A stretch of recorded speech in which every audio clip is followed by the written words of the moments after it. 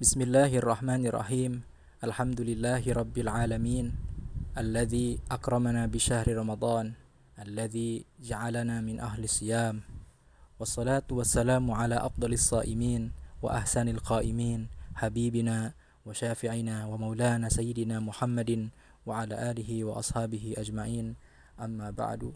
Alhamdulillah, bersyukur kepada Allah Subhanahu wa taala, hari ini kita bisa melaksanakan ibadah puasa Ramadan yang kedua. Baik, hari ini kita akan membahas mengenai catatan masalah ludah. Di dalam masalah ini ada hal yang perlu kita perhatikan, yaitu masalah ludah.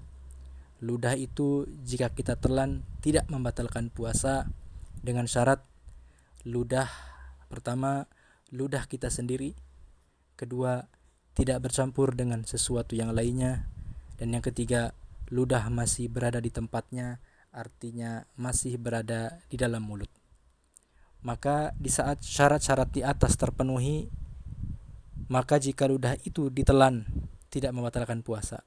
Bahkan jika seandainya ada orang yang mengumpulkan ludahnya di dalam mulutnya sendiri dan setelah terkumpul lalu ditelan, maka hal itu tidak membatalkan puasa. Akan tetapi menelan ludah akan membatalkan puasa jika salah satu syarat di atas ada yang tidak terpenuhi. Seperti karena dia menelan ludahnya orang lain, atau menelan ludah yang sudah bercampur dengan sesuatu seperti permen, es krim, atau makanan yang masih tersisa di dalam mulut kita, atau menelan ludah yang sudah dikeluarkan dari mulut lalu diminum, maka itu semua membatalkan puasa. Kemudian berkenaan dengan ludah juga ada catatan sedikit mengenai masalah sisa makanan. Masalah sisa makanan di dalam mulut, sisa makanan di mulut, maka ada dua macam. Yang pertama, jika sisa makanan di mulut kemudian bercampur dengan ludah dengan sendirinya dan susah untuk dipisahkan, maka jika ditelan tidak membatalkan puasa.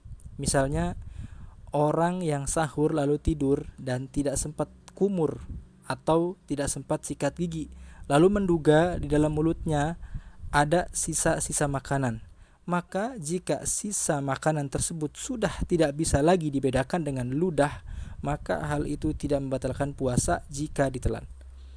Kemudian yang kedua, jika ada sisa makanan yang bisa dipisahkan dari ludah lalu bercampur dengan ludah dan bercampurnya karena dikunyah dengan sengaja atau digerak-gerakkan agar bercampur kemudian ditelan, maka hal itu membatalkan puasa.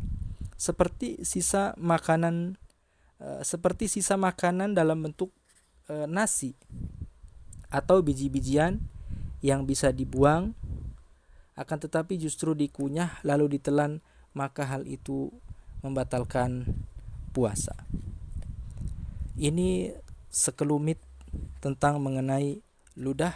Mudah-mudahan pertemuan atau pembahasan kita hari ini dapat dijadikan pelajaran dan dapat bermanfaat untuk kita dalam kehidupan kita saat kita berpuasa di bulan Ramadan. Wa sallallahu wa sallama ala sayyidina wa maulana Muhammadin wa ala alihi wa sahbihi wa baraka wa sallam, walhamdulillahi rabbil alamin. Wallahu ta'ala a'lam.